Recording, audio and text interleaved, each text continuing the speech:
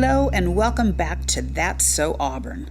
I'm Mayor Nancy Backus, and I'm joined this episode by co-host Jonathan Glover, our new communications manager.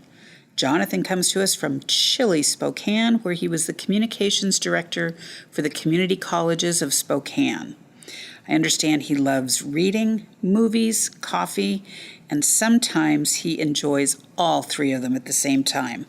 And if you ever want to interact with him, just yell at us on social media, and I have a feeling he'll be right there. That's very true. Hello, Mayor Backus, and thanks for having me on.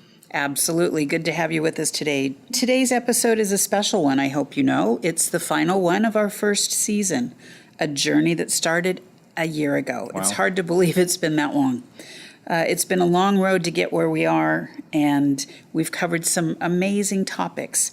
I would recommend for anyone that has an interest to catch up on the old episodes. I think you'll find some very interesting opportunities for you to learn more about Auburn and some of the challenges that we face. It's also special because we're talking about the beautification of Auburn, a process that's ongoing and, of course, extremely public. We've got sculptures in parks, some small, some large, and some eating fries. You know that one. We've got murals going up around town, including sprawling works spanning entire underpasses. Those are amazing. You've got to check those out. And of course, we have sculptures rotating throughout the city as we showcase new artists and partners. I can't wait for you all to hear the amazing stories behind the art and the artists and how their work came to be front and center in Auburn. Stay tuned.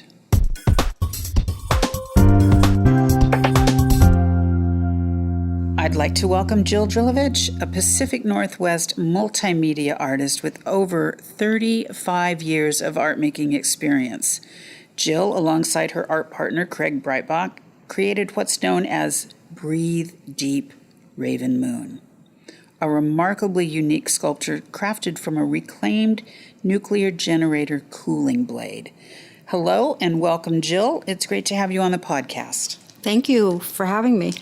It's great to hear more about your art today. I'm looking forward to it. So tell me a little bit about yourself. I know you've been an artist, as I said, for over 35 years in the Pacific Northwest. Has it always been around Auburn? No, actually, it started in New York. I was born and raised on Long Island.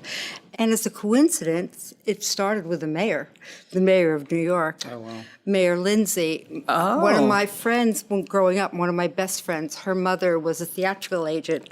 And so she knew a lot of really interesting people, and she knew a lady named Phyllis Yampolsky, who was volunteering for Mayor Lindsay and bringing art happenings to the parks and the inner city. And so I was able to go on one of them to Harlem.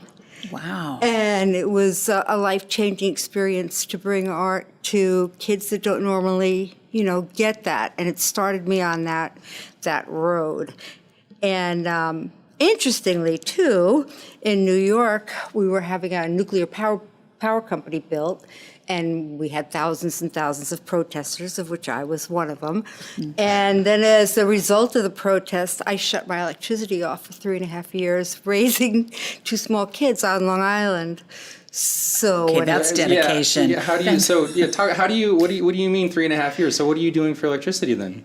Or for like microwaves and other things? Yeah, well, there wasn't any microwaves. Then. Jonathan, you've never lived in a world I'm a millennial. I'm sorry, everybody. Yeah. Didn't have a microwave. It was kind of cool in the fact that we went to bed when it got dark and woke up when it got light.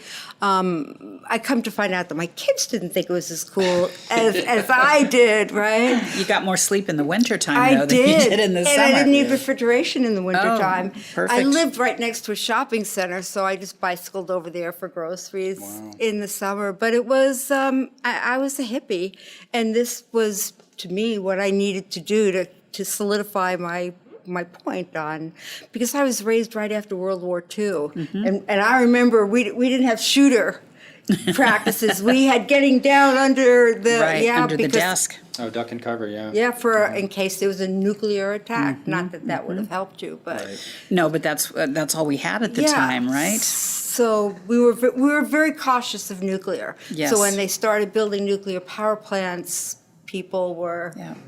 the big yellow and black Yeah. warning signs. Yep, Yes. yep. So was it, how did you come to Seattle? Was it part of the culture for you? My husband at the time had been living in Oregon, and we were actually heading back there, but they were building a dam on the property that he was living on. So his property was flooded and gone. So my brother was living here in Washington, and I said, it's August, maybe I'll settle down, get the kids in school. And so I moved to Covington and now to Ravensdale, and I've been living here ever since, so 40 years. Wow. So power has had a lot of impact on your life. First, it's a power plant, Yes. no power, and then a dam. And now you're Hydroelectric here. That's power. right, didn't even think about that We'll go one. into, you didn't even think about that. Maybe I should be your biographer. And we'll There get you into go. one of those questions here in a minute about the actual art piece. So yeah, maybe we could get in. We have some questions for you. We'd love to talk to you about those. I want to go back to New York, and you said you went into Harlem, Jill. So can you tell us a little bit more about that experience? What was the art that you did in I was Harlem? trying to remember that. I know that we did tie-dye T-shirts Okay. with them, and I remember hanging up, we probably did some kind of flags where each kid got a piece of paper and did, Nice. and they had music. It was just a whole happening, and they did it regularly. They had a lot of concerts in the park, and it was a beautiful program. Oh, that's that, great. Mayor Lindsay did. Bringing art to Yeah. to kids that may not have otherwise had an opportunity. And then I became to an be exposed to educator that. and continued doing that. I went to SPU to get a degree in arts advocacy, basically. Nice. And so my job in the district, as well as teaching, was to write grants and bring different art groups in. So I've been in art in one form or another, whether it was physically doing it or just making sure that kids had access to it. That's great. And writing grants is another power. Whoa. If we're going to go down that same path, that takes a lot of courage and a lot. It really is. It does. Powerful to be able to write a successful grant. So kudos to you. And it changes. What the expectations of grants are today, are different than they were when I was writing them. Yeah.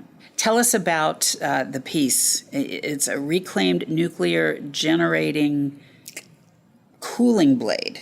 Correct. Okay, you got to tell me what is that? What does it mean? So What way does it back look- in the 80s, they were building a few more nuclear power plants here, and it didn't work. It Whoops. whoops, exactly. And so it's interesting because the metal recycling company that I bought them from thought they were aluminum, which is why they bought them all. Oh. And then they got them back to their lot and found out they were fiberglass. And Oh, wow. it's a metal recycling place. Big difference. Yeah, I think they were eventually going to go to the landfill. And so my husband at the time, we owned a building supply company, and he was brilliant in finding objects and then turning them into things that you would put in your house. And so one day he brought one of these home, and he goes, Jill, what do you think this is? I don't know, but It's my next art piece. yeah, it's beautiful, curvy lines. So he told me what it was, and oh man, I've got to buy them all. And Oh, so wow. I took retirement money, and I bought every one they had How there. many was that? Over 200. They Oh, had wow. sold. And how big are these? Just They're for people. 6 foot tall and about 100 pounds. And you bought 200. And I bought 200. Where did you over store 200. those, Jill? Well, building supply company. But now I've got to move them out of there in March. So that's another whole thing. So anyway, I see them and I go, oh my goodness, this is serendipitous. I have to have them. I didn't know what I was going to do with them. But the educator side of me said, I need to use them to teach. The artist side of me said, whoa, these are really nice looking. And the environmental side of me said, they Can't don't go to belong in the the landfill. landfill.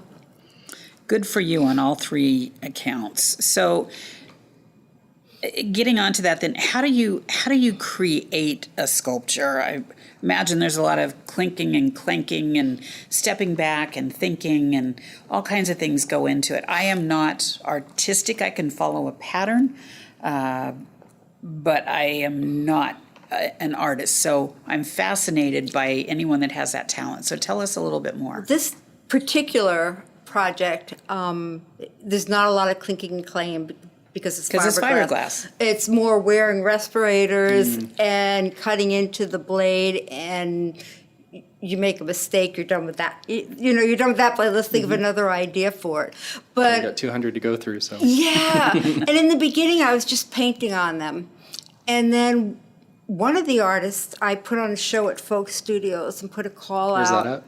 In Georgetown. Oh, okay. Seattle. And so I put a call out called The Unconventional Call. And the title of it was The Tipping Point. And I asked artists to think about a tipping point in their life or a general tipping point for people, the environment, Sure. politically, whatever. And then the owner of Folk Gallery said, because one of the artists from her gallery did one, said, I think we need to have it here. And so we had it on Earth Day. It was there for a month. It was an incredible turnout. And Peter Reiquam, one of the artists that did the crow, he did one of my blades as well. But one of the ladies carved into it. And not only did she take some of the material out, but she also just shaved some off so you could see white light coming through it. And that just expanded all your thoughts, because we could do a raven in the back or anything and have it shining through to the other side. So Lovely. it opened a lot of doors. I want to do a whole series on endangered species, but figuring out what you carve on one side, how is it going to affect the other side? Sure. A lot more than I would ever be good at. I can assure you of that. Don't sell yourself short. Well, like I say, I can follow a pattern. I love to cook. I love to create food.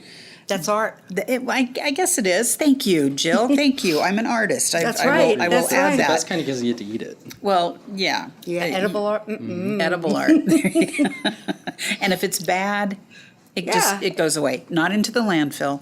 But so you mentioned the crow, the artist who created the crow. Tell me your honest thoughts about the crow. I love it. Do you? Yeah, it's whimsical, and it tells a story. Peter's a storyteller, and I learned that when he did my nuclear power blade. And it tells your history. I didn't realize that Big Daddy's was there on the site. Yes. So I asked Peter. I said, "Tell me, about the crow. Why?" And he said, "Well, Big Daddy's was there, and It was Rolf's XXX before that. yeah, and corvids in general are just my favorite. Most of my artwork it incorporates corvids into it. Interesting. So I'm actually talking to Peter later in this episode, so we'll have to tell him what you think about it, because from what I've noticed, so I run the social media accounts for the city, is anytime we do a picture of the crow, it elicits a reaction, a very strong reaction, mostly positive, but there are some negatives. And I think that the negatives stem from maybe some commercialization of fast food or something like that. I don't think they know the history of that area, though. I didn't know that, certainly. And you brought up an important thing, the history. So one lady who's very big in the art world and goes to like 6 or 7 shows a night, Oh, wow. She said that she thought my show at Vogue missed the mark. And I said, well, did you read the artist statements? No. Well, how do you know it missed the mark if you don't know what they're about? And I think that's important. A lot of people just look at the artwork and don't look at what's written about it. And I Right. think you really do to get it's a story. It's a full book. Sure. It absolutely is. That's when we started doing the art, the sculptures in our downtown. At first there were some pieces that some people liked and some people didn't. I mean, that's art in general, right?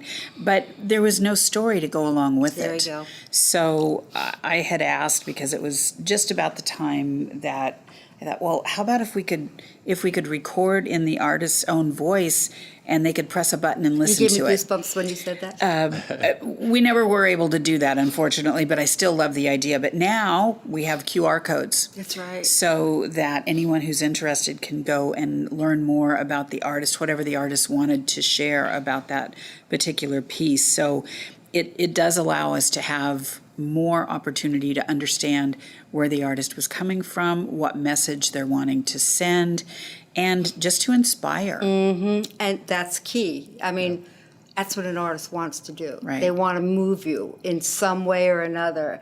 And if you don't understand the story, Right. That's not going to happen. And sometimes I do think art is certainly open for interpretation, right? I'm going to assume my food is certainly open to interpretation. So I'm going to assume, Jill, that your art is open for interpretation too, because you want the individual that is viewing it to feel something, right? And you might not even care what they feel, right? It's interesting because sometimes their interpretation enlightens me more than what my original intent was. What people take out of it, you never can Yeah. foresee it all. Mayor Backus is talking about her food being up for interpretation. I'll say I interpreted her taco soup, 2 whole bowls of it. So she's very being good. very Thank you. modest with that. She's a very Thank accomplished you, cook. Jonathan. It is my way to relax. That's right. I love to entertain, so it's my way to relax, to create foods. So that's what I do when I go home at the end of the day. The last thing I want to do is read about mayor stuff. I mean, I do it, obviously. I have Right. to. But what do you do as an artist? At the end of the day, when you've been in the studio all day, do you go and look at other art pieces? Do you read about art? Do you want to be as far away from it as you absolutely can be?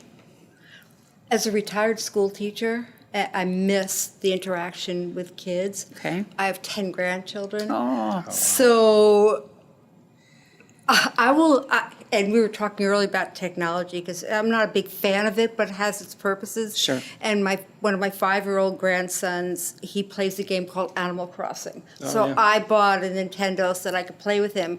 And so he could be at his house, I could be at my house, and we play for like 2 hours. And the thing is like, we're the same age in the game. Sure.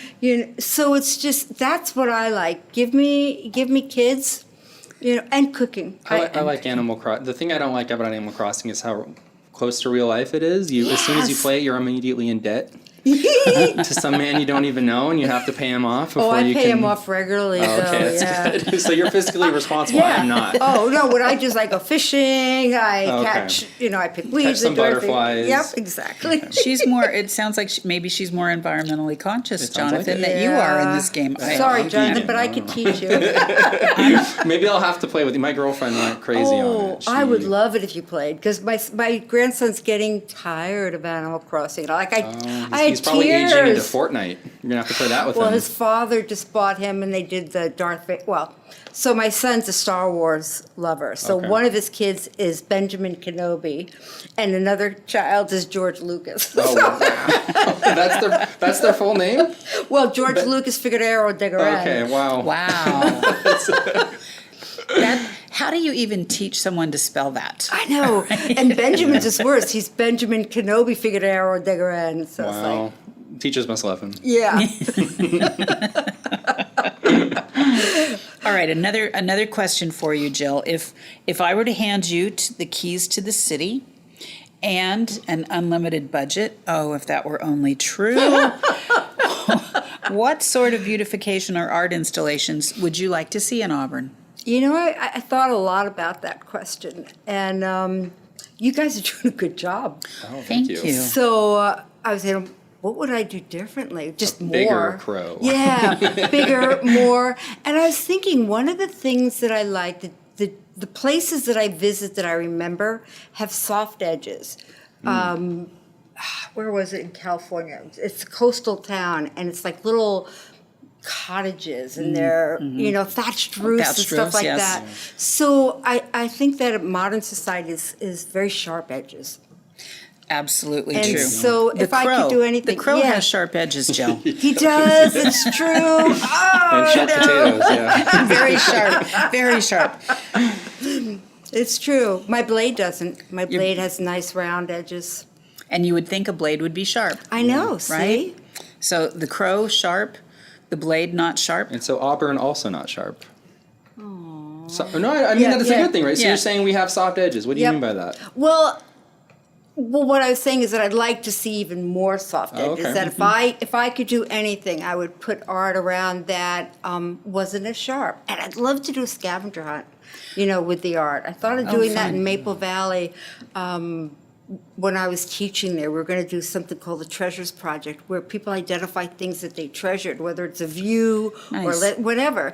And then we make sure the founding people of the community make sure that we don't ruin those views. We don't cut down that tree. Yes. Oh, We- here, here. So, treasures.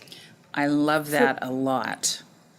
We did, our Parks Department, they are so creative. They did a bunny hunt during Easter last year. In all of our parks, they would cool. hide these, two-dimensional bunnies. They were just cardboard cutouts, but they would be in different places within our parks. So it was fun for the kids to find them, but it also encouraged people to explore our parks, maybe There you go. neighborhood parks that That's they had right. never been to before. And so a great opportunity for people to see those soft edges, right? Of look at this beautiful view, look at right. this beautiful place. Let's make sure we maintain And it. people coming together. Yes. Community interaction. So Absolutely. that's what I mean by the soft edges, as well as the design. What does the art do? If it's just to look at, that's nice. But what I want to do with my blades is when I do shows, have a community night sometime after it, where people can get together and talk about it and ask questions and love give that. comments. And I love that. Yeah. Jill, do you have a favorite color palette?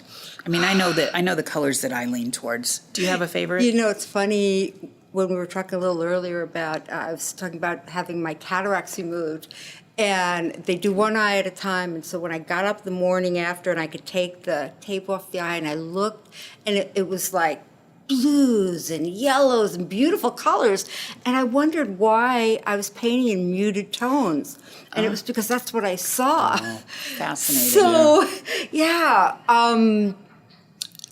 but I like opposites. Okay. And I used The to, contrasting colors like orange and blue. like blacks and whites, yes.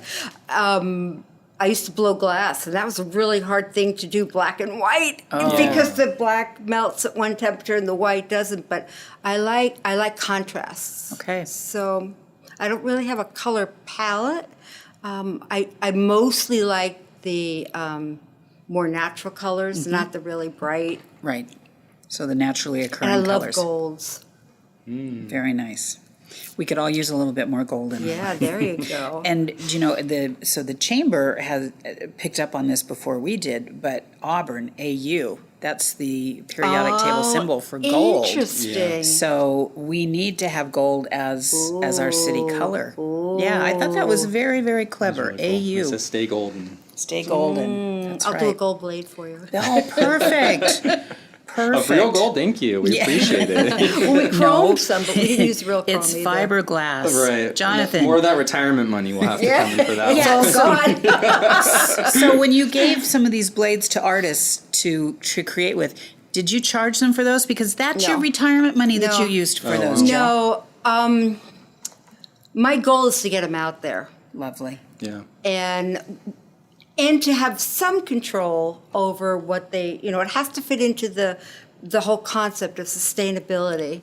And the end product is going to be a book, like a tabletop book of the story of the blades. Where did they go? What did they do? And then the proceeds from that will go to a nonprofit. Oh, wonderful. Yeah. And so your blade, for people who remember, Breathe Deep Raven Moon, there's ravens in it, obviously. And right now it's across the street from Zola's Yes. on Main Street.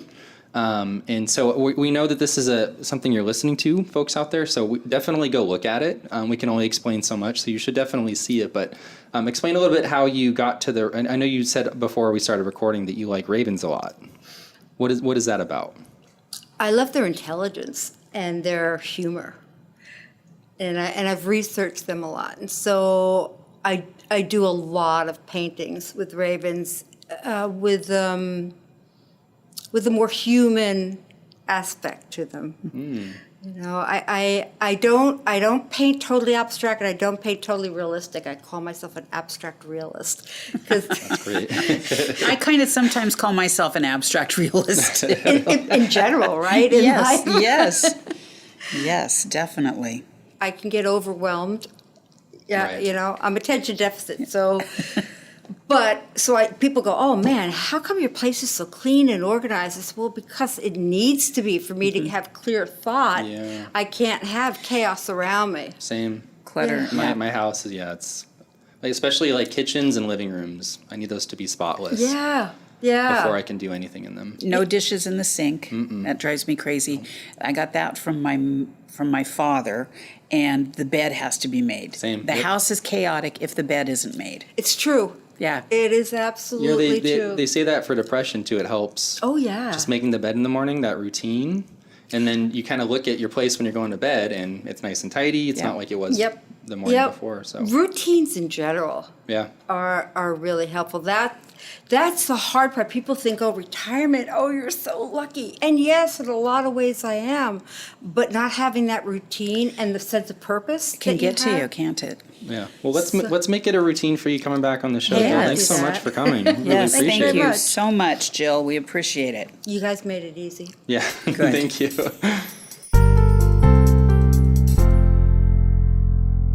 And now we're joined by Peter Reiquam, a man whose contributions to the arts of Auburn, and the entire West Coast for that matter, cannot be understated. Chances are you've seen his art somewhere and just didn't know it. He's had public art installations in Los Angeles, Seattle, Kent, Rainier Beach, Spokane, and of course our very own Lescove Park. You know the piece, and how couldn't you? It's a giant crow with fries. Peter, hello and welcome. Hi, thank you for having me. Well, thank you for joining us today. You've got quite the impressive resume, and we've barely scratched the surface. Tell our listeners a bit more about yourself. Well, if you do this business long enough, you end up with a resume. These things do kind of add up. I went to grad school at Yale University Wow. in the early 80s and graduated in 84 with a Master of Fine Arts in Sculpture. And since that time, my emphasis has been on public art works. I've shown in galleries and museums too, but every artist has to find their own way to survive as an artist, to make a living. And at that time, when I was an undergraduate, I was working for fabrication outfits that build sculpture for public sites. So I was learning the public art process from the inside, and meeting artists who were working in that vein, and that sort of gave me the opportunity to pursue that as a way of making a living. And I've also done a lot of teaching, and I fabricate work for other artists and architects and designers to supplement the income from my own work. But my preference is to spend my time and energy making my own sculpture. I could understand why. So most of your work is on the West Coast. Are you from the West Coast? Well, it's more or less, yeah. I was actually born in Seattle, but I moved around a lot growing up. My dad was an environmental scientist, and he traveled from one research fellowship to another. And so we lived in a lot of different states, and lived in Norway for a year. Wow. And Exciting. Eventually settled in El Paso, Texas, just as I was entering high school. So I went through high school and started college in El Paso at UTEP, University of Texas, El Paso. But I was curious at that point. I was curious about Seattle because I had lived here when I was really little, and I remembered it and had fond memories of it. And my parents always said that they had hoped to come back here eventually. And at that point, of course, I wanted to get as far away from my parents as I could. So I transferred from UTEP to the University of Washington. Go Dogs. And got my BFA from the UW, and then went to grad school for 2 years on the East Coast. So I've lived in a lot of different places. You have. Has your dad's? You said he was environmental. He was an environmental scientist. Yeah. Okay. He was actually a meteorologist, a certified meteorologist, and did the weather broadcasts on KOMO back in the early 60s. Oh, wow. And he was one of the first certified meteorologists on TV at that time. But he really wasn't interested in being a TV personality. He wanted to pursue his research, and so he went back to school and got a PhD in environmental sciences. And then we moved on from there went to Norway for a year on a research fellowship, and lived in several different places, Ohio and Oregon and Yeah. It's very cool. So you must have got your great broadcasting voice from your dad. If he was on Como, Well, I didn't know I had a great broadcasting well, I voice. think you I'm do. happy Now to you hear know. that. Now Now everybody's you gonna know. know. Don't you That's- agree, Maybe that's Jonathan? something to fall back on. Oh, yeah. This art thing Our doesn't There you work. go. listeners are See? going to want you back here for sure. That's right. All right. So let's get into some of the artwork that people in Auburn and the surrounding area are probably going to know. You are responsible for crow eating fries that has been installed at Lescove Park. And since it was installed in 2019, and that's just 4 years ago, it's quickly become one of the most recognizable landmarks in our city. Did you know when you were creating it that the legacy it would immediately have was there? I didn't, but I hoped it would. And that was really part of my goal, was to create something really iconic. And it happens to be in a location that's really visible. It is And indeed. you can't miss it, literally can't miss it.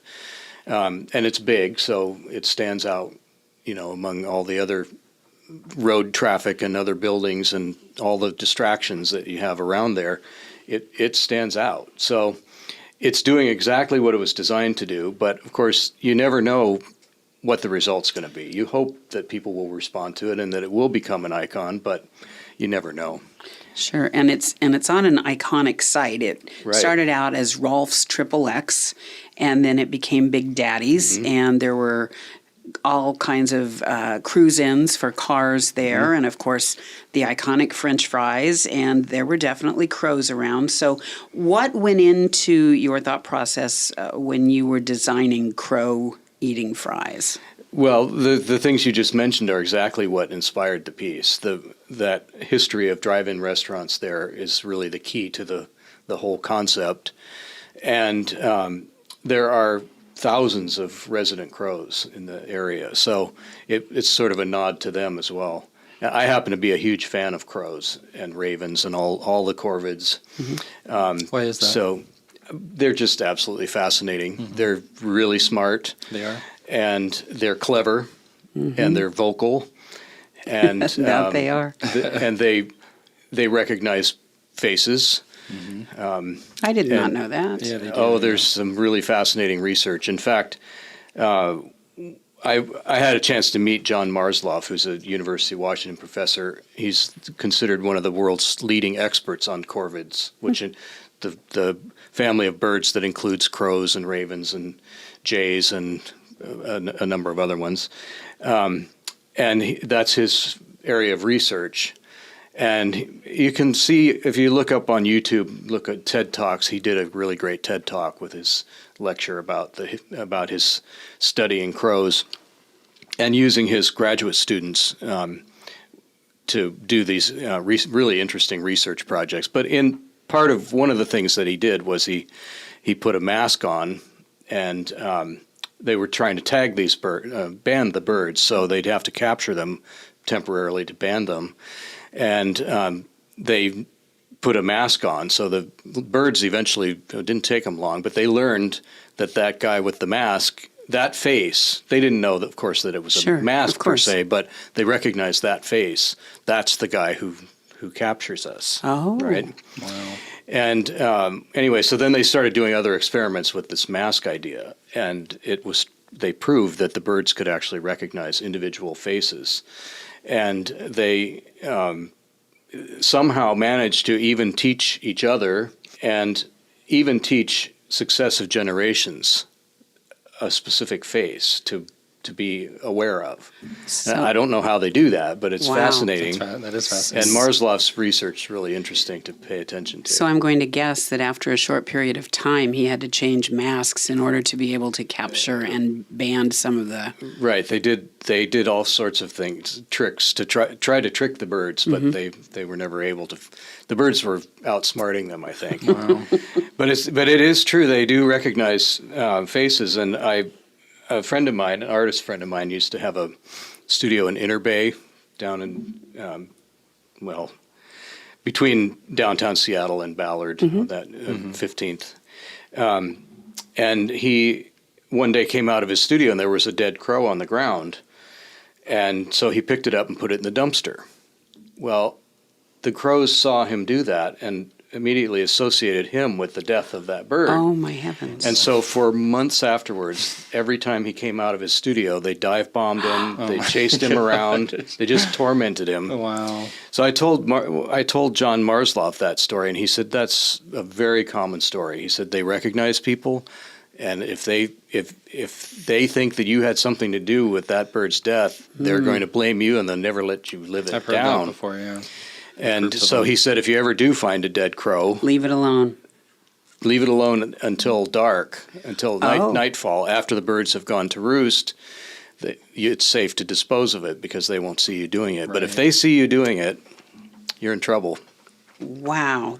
They are very smart. They're very smart. So the crows themselves are fascinating creatures. Yes. Plus, they're really interesting to look at and watch. And so that, combined with the history of the site as a drive-in restaurant, that's where the whole story really came from. Was it the first idea you had for a piece there, or was it trial and No, error? I had several other ideas, as I always do when I'm developing a concept. I have lots of ideas, and I presented. There was a really active, very interesting selection committee for There that. was indeed. For that project, and we went. I made several presentations, and we all got to know each other a little bit, and we talked about all these different ideas, and that one just when I finally hit on that one, it just seemed to resonate with everyone, and they said, "Yeah, that's what we're looking for." So It was a very active group. I know that to be a fact. So when we had Jill in here just a little while ago, she said you made a sculpture from one of her nuclear generator cooling blades. So what did you make? How did you decide to do it? And then how did you do it? Well, I had only met Jill fairly recently before that, and I just thought she was telling me about the project, and I thought it sounded really interesting. And of course, it has an very strong environmental component, which is Right. part of my DNA too. I grew up the son of an environmentalist and always interested in environmental issues. So it was an opportunity to do something with an environmental theme that's really dear to my heart, and also make an interesting art piece. So I worked to get the blade from Jill, and I also decided it was a good opportunity for my wife and I to collaborate on a project, which we had never done before. And she's had recently retired, so she had some time to work on it. And she retired as a French teacher. She had a long 40-plus year career teaching upper school French, but her passion, aside from languages, is doing fiber arts. So she does knitting and spinning and Okay. weaving and sewing and quilting and all those things, but weaving is her main passion these days. But she knits too.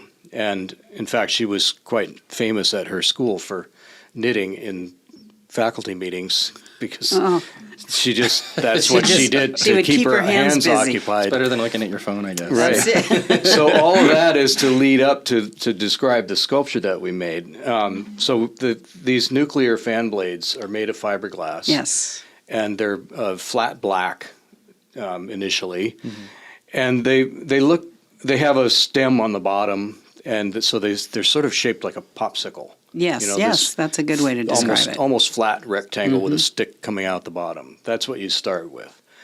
And so I had this idea to do a piece based on the Mendenhall Glacier in Juneau, Alaska. I did a project in Juneau a few years back, and when I was the chair. yeah, it's called the Empty Chair. It's a bronze piece that's a memorial to the Japanese and Japanese Americans from the Juneau area who were incarcerated during World War II. So I met people in Juneau, and when I do these projects, I end up spending time in a place, and I get to know a few people along the way. And a few of these people took me one time when I was up there to see the Mendenhall Glacier, which is just outside of town, a few miles. And we were standing there looking at the glacier, and one of them commented that when they were kids, now these people are maybe 10 years-ish older than I am, So, but they had grown up there and still lived there. And they were describing to me how when they were kids, that spot where we were standing was right at the tip of the glacier. Oh my. And now we're standing there, and there's a glacial lake between us and the toe of the glacier, which is about 2.5 miles away, which is pretty dramatic when you think about it. In a 50, 60-year span that the glacier has receded that far. And inside of the visitor center there was an exhibit that showed how that receding of that glacier had occurred over time. And, over a period of 10,000 years, it was very slight. But then starting with the Industrial Revolution and the pollution that people have created, that receding of the glacier has just been accelerated. And it's very dramatic to see.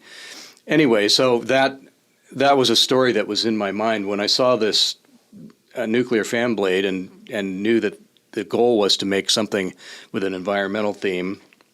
In fact, Jill called the exhibit initially the tipping point. Mm-hmm. So artists were asked to create something based on a tipping point. What was the tipping point that made you aware of, environmental crisis or whatever, however you want to say that? And of course, as a son of an environmentalist, I grew up with that mindset and sensitivity to environmental issues. So I don't know that there was a specific tipping point, but that was a story that had a really dramatic impact on me. So the sculpture was based on that. So what I did was I created a base that is in the shape of Mendenhall Lake, which is at the tip of the glacier, that it melts into this lake. And so I created this wooden base that's hollowed out and filled with epoxy resin, so it looks like it's filled with water. Mm-hmm. And that's the base in the shape of the lake. And then the nuclear fan blade was painted to look like a big chunk of ice. Huh. So it's mostly white with little blue, very faint blue in it, and it's sitting in the middle of this lake-shaped base. So it's like an iceberg in the lake. Mm-hmm. And then I had my wife Esther knitted a sweater for this glacial iceberg. The idea was that the sweater is like a comforting garment and an insulating But it's warming thing. too, isn't it? Also warming. Mm-hmm. But the idea was to somehow insulate and protect this fragile piece of ice. Oh, I love that. Right? Yeah. And so also my heritage is Norwegian, so I've always loved the Norwegian sweaters with the really beautiful geometric snowflake patterns and things like that. So we found a pattern that we liked that was a very traditional Norwegian pattern sweater, and my wife knitted this thing. And it's big. It's like 3 times the size of a normal sweater, but it's attached to the I bet it's lovely. It goes over and wraps all the way around this faux ice piece. Oh, I bet that's lovely. I have not seen it. And it's called Mendenhall, which is the name of the glacier and the lake. Very nice. That's cool. So this is probably just like me asking you if you have a favorite child. But do you have a favorite art piece that you have created? Well, The Crow is one of my favorites. Okay. For sure. We didn't pay him to say that, by the way. No, but I do like that because I do have another question for him. Well, it really is one of my favorites because it is in a place where so many people can see it. Yes, it is. A lot of my projects are in kind of obscure places where you have to seek them out almost. Destinations. They're not so easy to find. And this one is right out there. I used to work by one, but I didn't know it. It's the one at WSU Spokane. Oh, yeah. Is it still there? Light reading? The one with the lighted books? Yeah, the little seating area. Yeah. I worked right along that. It was along the Spokane River. But I'd never seen it. So that goes to your whole point of it being you have to seek it out. And I Right. guess If you I had if no you idea. weren't on that campus for some reason, you would never know it was Right. there. Yeah, I worked right near the campus, but yeah, I never really explored it. But I did get contacted once years ago by a photographer in Spokane. He was a retired cop actually, but as a hobby he did photography, and he especially liked doing night photography, and so he had developed this little photography club, and he was taking people around at night to shoot images of Spokane with the lights and the falls and everything. yeah, And they stumbled on that, and so they had a photo session with that. That that's was really kind of fun because interesting. it lights up, right? It lights up. Yeah. Yeah, just quickly to describe what it is. It's like an outdoor reading room. It's adjacent to a student library, and so it's a concrete platform with two oversized granite armchairs on it, and a little bronze coffee table. And then what indicates two of the walls of this open room are fabricated bronze bookcases that are infilled with cast glass books, and they're illuminated from the inside with blue LED lights. Yeah.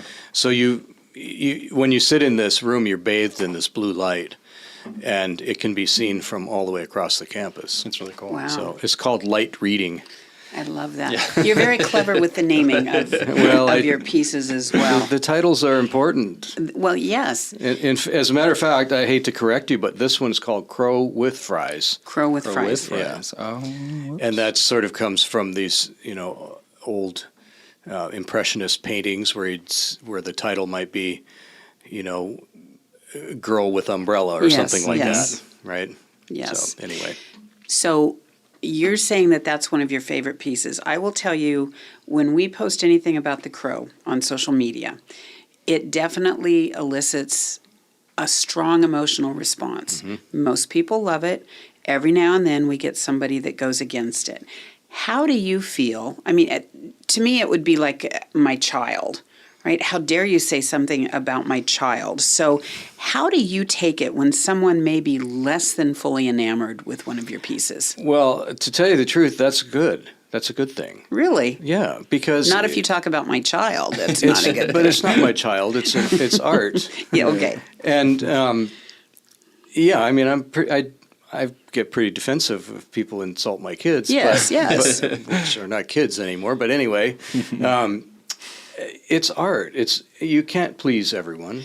True. And in fact, It's kind of like politics. sure, You that's can't right. please everyone in this job either. Well, and or cooking, I like to actually, say if to my girlfriend. my feeling is if I made a piece that everyone just fell in love with or everyone hated, then it wouldn't be a very successful piece. There should be a range of emotions. You want to have a diverse reaction to things, and not, if everybody thought the same thing, it would be a pretty boring place, I think. Right. Yeah. Right. So I mean, and I accept that not everyone's going to like everything that I do. I don't like everything that every artist does either. In fact, I don't like everything that even some of my favorite artists have done. There are always some pieces I don't appreciate so much. I think it's good. It's healthy. All right, then I'm going to ask you, is there a piece that you have done that you don't care about? You don't have to name my it. own? Of your own. No, I wouldn't say that. Okay. Well, I think just there are wanted to check. some that are more successful than Yes, others, yes. and some that excite me more than others. I mean, What about ones that have like changed your perception over time? Maybe something that you made it and you were pretty excited about it, but now years later it's like, oh, that's my favorite because it took on a new meaning afterwards. Yeah, I'm not really aware of that happening so much, but sometimes, like I did this piece in Albuquerque a few years ago called Fire Rocket, and it stands in front of a fire station. The giant rocket ship. and it's a rocket ship in the guise of an Albuquerque fire engine. So it's painted with the exact same color scheme and the gold leaf lettering, and look, the image is of a fire engine, but it's a rocket ship taking off. And the idea was, for one, the state of New Mexico has a long history of rocketry with Area 51 and Yes. Roswell and White Sands Missile Range and all that kind of stuff, and continues to today. So there was that component. Also, the idea that a fire department is a rapid response team, right? So this was sort of a futuristic look at this rapid response capability of the fire department, you know, in a fictional narrative kind of way. And I just, anyway, what I was going to say was I had the idea and I presented it, and it was well received, and I got the commission and I built it and installed it. I have never heard any negative response from it. I'm sure there are people who don't like it, but the day that I installed it, I stayed there late to be able to photograph it at just that magic Perfect hour moment. when the light is just right. And I just kept walking around that thing, and I was just kind of amazed. I thought, I actually made that. That's the coolest damn thing I've ever seen. It's like your own kid sometimes. It's like I didn't realize how cool it was until it was all done. Because when you're working on something, it's labor. Sure. And you're not looking at it in that way. You're not seeing a finished artwork. Right. And after that piece was installed and I had a chance to really reflect on it, I was just so proud of myself that is really cool. That is very cool that you're able to do that. Yeah. And I mean, the whole thing of public art too. Do you go back and do you touch these things up, or do you just kind of let nature take its way with them? And because everything that you make, it's in the elements forever. Yeah. And you can't escape that. There's almost something fleeting about it. Well, yeah, but that's something that you have to consider when you're designing these pieces. If you're putting work out in public, it needs to be as durable as possible. Right. You know, understanding that there is going to be wear and tear, but you have to build things to last. And so I'm a builder. I make my own work, so I'm really conscious of what they're made of and how they're built and how they're going to hold up over time. But then it becomes the responsibility of in this case, the city of Auburn, to maintain the thing over the long haul. And the arts folks here are really good, and we do have a great team. They keep an eye on things, and it's happened in lots of different places where I've built work that's been out there for 20-some years, 30 years in some cases, and every once in a while there needs to be some maintenance done. Right. Depending on the agency that's responsible for it, some municipalities have their own arts group that has a maintenance person on staff or something but occasionally I'm contracted to come back and repair or replace a part or something like that. But I do try to make them last. I hope at least a few of them will be here after I'm gone. Yeah. Well, that one, the crow with fries, gets a lot of attention and a lot of people, children especially, loving to sit up on the box of fries. And so it has held up so far. And Jonathan, that was a really deep question that you asked about. The length of I was waxing the art poetic. piece. Yeah, you were. I was thinking about, there's this piece, my favorite thing that I've seen in terms of the art world, and it's weird to say because like music is art and film is art, and I get that, but in terms of like going to a museum and seeing something, I don't know if you've heard of it. It's called The Visitors.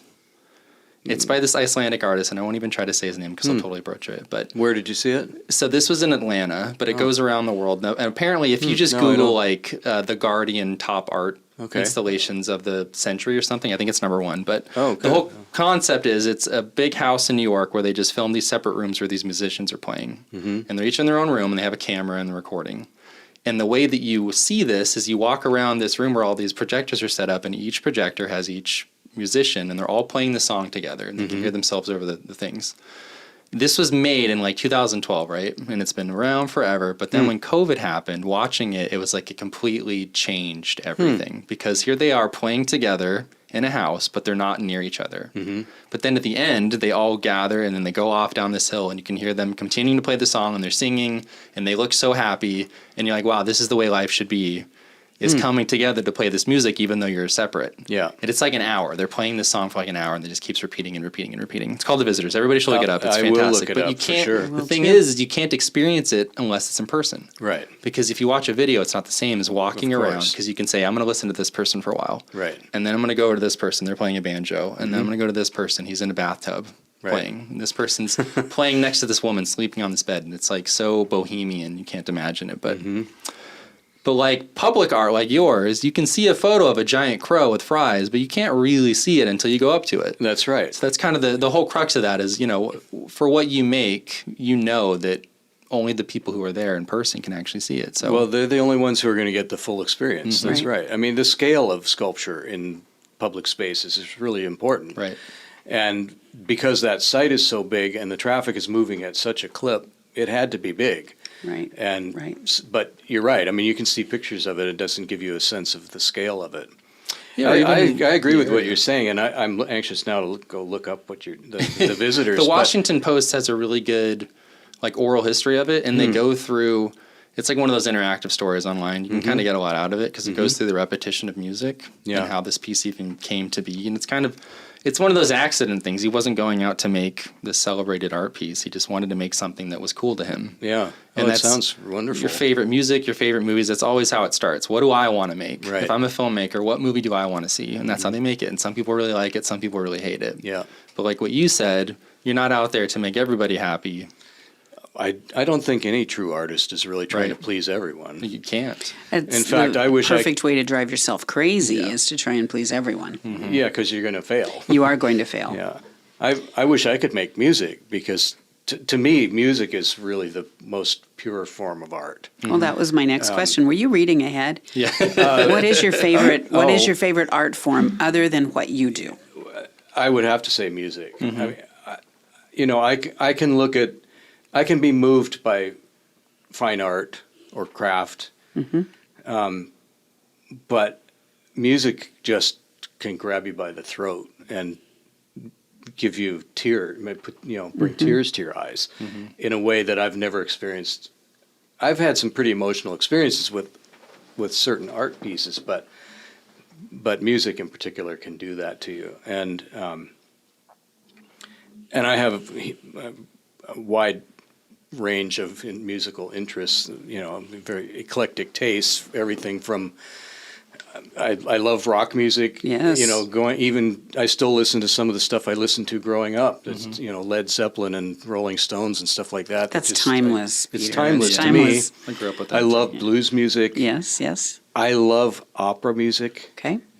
When I hear Nessun Dorma, the aria, I can listen to it 50 times in a row and I will tear up every single time. Did a report on that in high school. I don't remember why. Did but, you? But yeah, that Aren't you because- just the Renaissance? I don't know. Wow. There's a part in that song. It just kind of makes me tear up every time. It hits me like a brick every single time, and I mean I'll put it on my have it on my iPod sometimes, and I'll just keep hitting repeat. Yeah. because it's just so brilliant. It's like that thing when you're listening. I do this all the time. I don't listen to music as much as I listen to like podcasts and stuff because when I listen to music, I feel like I'm not doing it justice if I'm not just sitting there listening to it. So if I'm doing something else, Yeah. I'm almost like, man, I'm not doing this artist justice because like there's this part in the song I'm not listening hard enough, which is really weird because a lot of people just have it on in the background. Yeah. And I wish I could do that more, but I can't. Yeah, So I do that when I need when I need to get out of my head. When I'm working on something, I have certain artists that I go to, Yeah. depending on the mood that I'm in and depending on what I need to do. But I will put them on. I'm hearing it, but it's also helping me do what I need to Right. do. Yeah. Yeah, I think it's just so moving to listen Yes. to.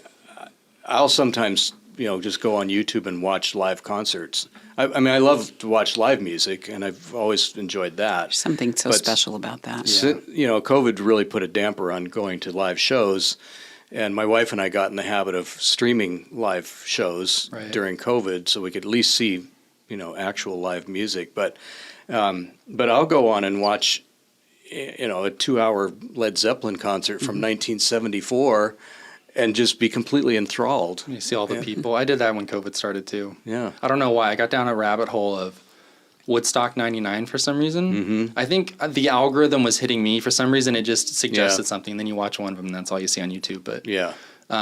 just seeing this giant, like 300,000 people, and COVID just started, and you're like, wow, like this is everything we've missed. And that's a bad example because Woodstock 99 was kind of horrible in a lot of ways. But there's actually a lot of documentaries about it, Yeah. coincidentally, since then. But Well, and comparing it to the original. right, not even They're not even close. close. Not even close. But yeah, there's something about it.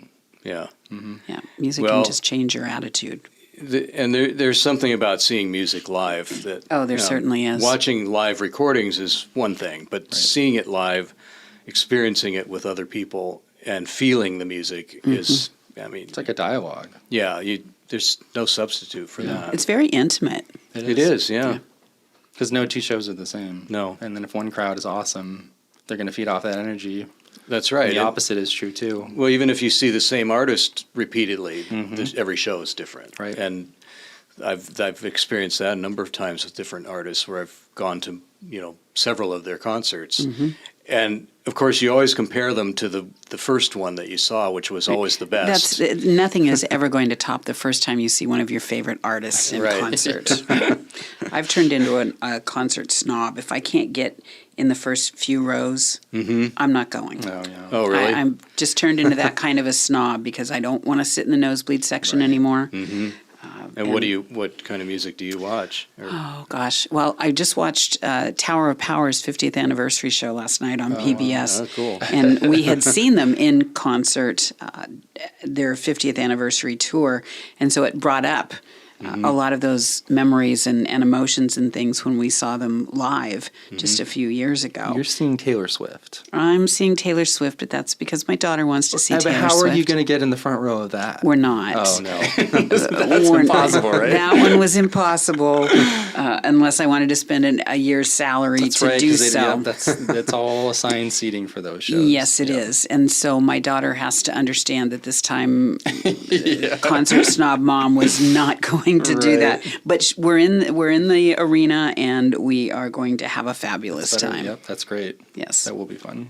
Yeah, it also depends on the venue because, does I've indeed. seen the Rolling Stones a couple of times, and there's no way you're going to sit in the front. You're Right. You can't even afford to sit in the front, much Right. less be able to deal with that huge crowd. But so you have to accept that you're going to see them from a distance, but it's still awesome just to be in the Absolutely. presence of live music. Oh, there's nothing like it in my mind. It just the emotions, the raw enthusiasm, appreciating what probably is the 3,000th time that artist has sang that song, and you want to hear it the exact same way that they sang it when they recorded it, Right. and they're so tired of singing it the same way that they recorded it. So Yeah, it really there's makes a you good balance appreciate there. an artist who can make it feel like this is the first time they've ever done it. I think it's the crowd.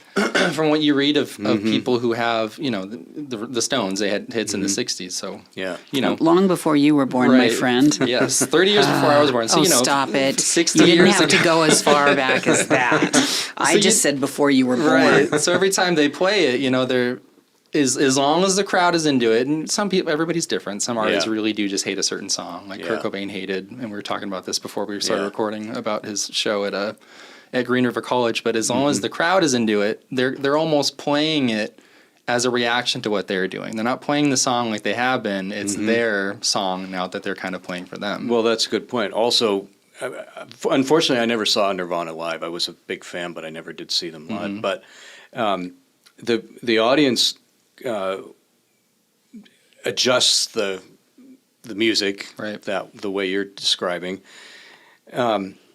But also their level of fame changes everything. Exactly. Like when they first started out and they were and they did those songs, they blew everybody's minds. And then they became more mainstream, or they appeared to be more mainstream when everybody knew who they were and everybody was listening to it and it was constantly on the radio. So it changes, it evolves, and that's not always a healthy thing either. Right. I mean, it certainly wasn't in Kurt Cobain's case. He didn't handle that Exactly. celebrity very well at all. That can happen. That can happen in every creative field. Yeah. It can just, it no longer becomes yours. Well, I don't worry about it because I'm well into my career at this point and I'm not famous yet. So You're Never say famous never. here. You're famous here. You are famous. I don't right. have to worry about. Two final questions for you, Peter. One is concert that you would have liked to have seen and you haven't yet, or there's now no chance of seeing, and an art piece that you would love to see that you haven't seen yet. Okay. Yeah, I always wanted to see Roy Orbison live. And in fact, he came to Seattle several times over the years, and we were younger and we didn't have any money to go to see the show, but I kept, every time he would come to town, I'd say to my wife, man, I hope someday we'll get to see him. And then he died, and it's like, should have done it. So we've actually made a point in more recent years to go and see the shows we want to see. Good for you. Because these people are not going to be around forever. So like we saw Leonard Cohen, and a couple of years later he died. Passed, and yes. Same thing with B.B. King, and so we try to make a point of seeing them so we don't regret missing them. And then the art pieces, I don't know why this particular one popped into my mind, but in a recent conversation somebody was talking about Anish Kapoor's piece in Chicago. People call it The Bean. The Bean, I've been there. I've seen it. And it's that's not the actual title of it. No, it's not. I can't think of it. It's Arch or something like that, but Dream Arch or something like that. That's not the actual title, but anyway, it's a very famous sculpture. The Yes, it Chicagoans is. will let us know. Yes, they When will. we post it, they'll Right. We'll figure it out. I should No, it's okay. I should know it, but I can't come up with it right now. But anyway, that piece is really fascinating as an art piece, and it's internationally famous. Yes, it well, is. what interests me now is another piece I haven't seen is another one of his, which is a variation on that one that was just recently installed in New York, and it's instead of a freestanding polished sculpture sitting in a plaza like the one in Chicago is, this one is designed under the corner of a building.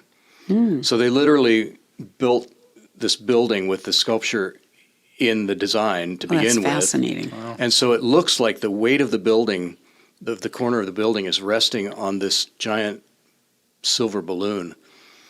And so that distorts the shape of it, right? And of course, it's on the corner of the building, so you see it as you walk around. Oh my gosh. And you really walk cool. right very through cool. it, sort of, to get inside the building. And I'm really anxious to see that I because don't blame you. I am too now. I love the city anyway, but to see the implied weight of that building sitting on top of a sculpture and deforming it, and then seeing the distorted reflections of everything around it in the surface of it. This sounds really cool to That would me. be really cool. It does indeed. Yeah. Wow. Yeah. Well, thank you for joining us today, giving us the history of your creativity and telling us about your art pieces, especially Crow with Fries. And for anyone who is listening and has not seen Crow with Fries, what the heck are you doing? Get out there and take a look at it, do a selfie with it, send it to us, post it online. It is a piece that does instill all kinds of emotions in people. And Peter, just thank you so much for being here today. Thank you for your creativity. Thank you for sharing it with us. Well, thank you. I appreciate the time to sit and talk about it.